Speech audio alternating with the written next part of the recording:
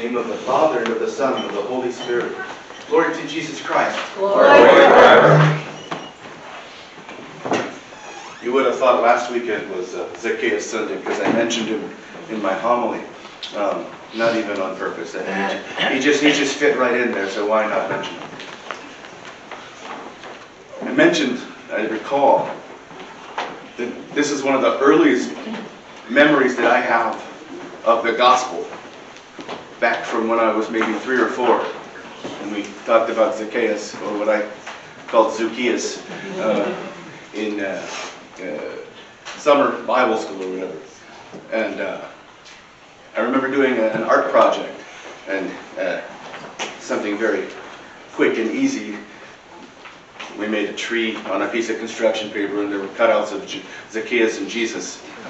And they had glued Zacchaeus to a popsicle stick. And you could make him go up and, I don't know, we must have cut it through the paper somehow. It was really, really innovative for my time.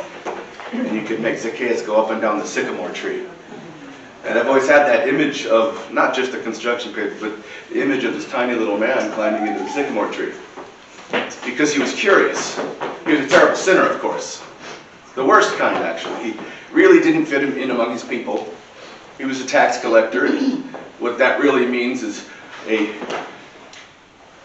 well, I mean, we all know what the IRS is. They haven't changed over time. We don't like them any more than they like Zacchaeus. But it was a little bit more close to home for them back in the day. And he was a pariah, an outcast. He represented everything that was terrible that Caesar had imposed upon the people that he conquered. And it wasn't just Herod that collected taxes, it wasn't just Caesar, but the king would collect taxes too. Whoever was ruling over the Jews at the time, he had his taxes too. He had to live lavishly as well. So the people got squeezed twice. Wait a minute, we live that too. We have state and federal taxes to do. So we sort of understand on a macro level what the dynamic was. And in order to support himself, he would take taxes over and above what were demanded of him for Caesar. And so he lived very well off of his people, stealing from them. He was an outcast, utterly rejected, despised by all, especially his own people. And he is curious because the crowd is gathered. So he climbs that sycamore tree, so he can get a gander at Jesus. Who is this guy? Jesus is in Jericho on purpose because he knows he's going to see this guy in a tree. And he knows he's going to call him down. Zacchaeus, come down, for I'm going to your house today to dine with you. And what that means, maybe, how many of us don't eat together at night or eat with our families? Mealtimes are sometimes not as sacred as maybe they should be. But we can all probably agree that partaking of food is more it's more than about sustenance. It's communion. It's a communal experience. We are doing more when we eat with our family or our friends or whatnot than just feeding our bodies and nourishing our bodies with food or even over-nourishing them. It's an intimate experience. So for him in front of all those people to call this wretched human being out, point him out, call him down into his presence, and say, come down and be with me. I'm coming to your house to dine.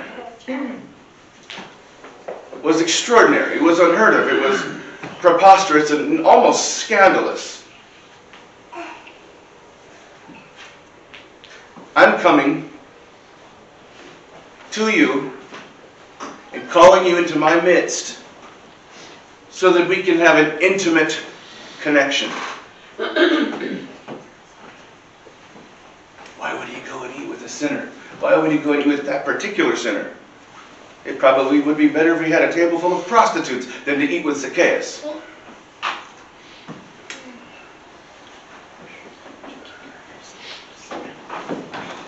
I still remember the man going up and down the tree in my little art project.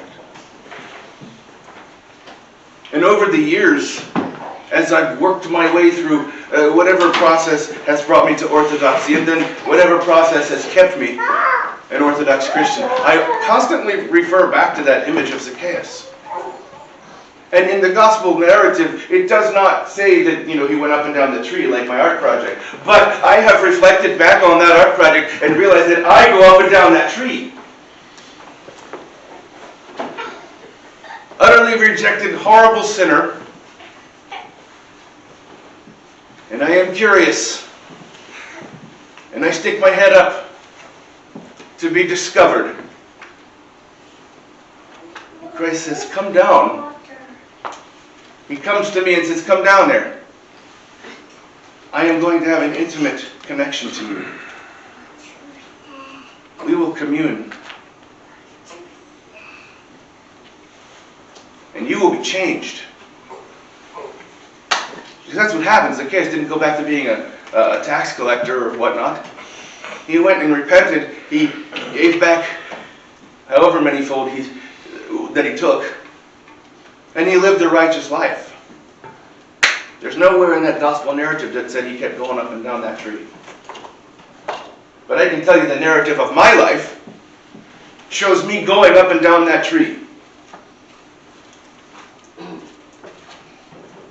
Having a kernel of faith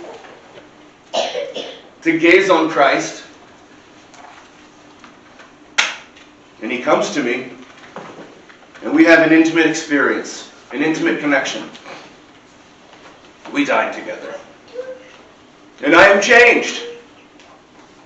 But because of my own voracious appetite for sin, I climb out of the tree, and I cast myself back out from among the people. I demonstrate that I despise myself. Self-loathing and self-hatred and self-delusion, the sickness of our pride, causes us to go back. What I would encourage all of us to do is not to go back. May we all have a Zacchaeus moment anytime we're finding ourselves in the midst of sin. And may we come down out of the tree because Christ comes to us, and may we be changed by that experience. And then may we lead a life that is not filled with sin, but rather a life redeemed and a life of humility that's changed people. In the name of the Father, the Son, and the Holy Spirit. Glory to Jesus Christ. Glory to Christ.